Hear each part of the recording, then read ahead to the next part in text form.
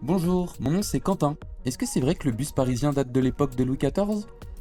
Salut Quentin, c'est peut-être aller vite en besogne que de dire ça, mais effectivement, c'est bien Blaise Pascal, le célèbre mathématicien contemporain de Louis XIV, qui fut à l'origine de la toute première ligne de transport public à Paris, car c'est lui qui obtint du roi Soleil l'autorisation d'ouvrir une entreprise de carrosses publics et donc d'ouvrir une première ligne aux Parisiens le 18 mars 1662. 5 autres lignes furent alors lancées dans les mois qui suivent.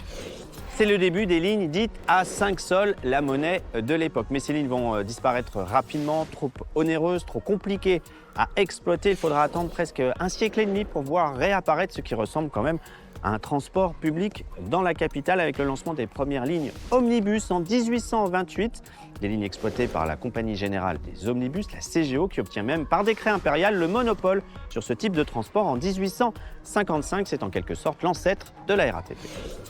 Le réseau actuel date de 1945, lorsque la RATP fut créée pour rationaliser l'exploitation des lignes de bus dans Paris, qui étaient alors gérées par différentes compagnies privées. Le réseau n'a eu de cesse depuis de se développer, et 80 ans plus tard, ce monopole a pris fin, puisque d'autres compagnies que la RATP vont exploiter dans les mois qui viennent des lignes de bus dans la capitale, comme quoi l'histoire parfois balbutie.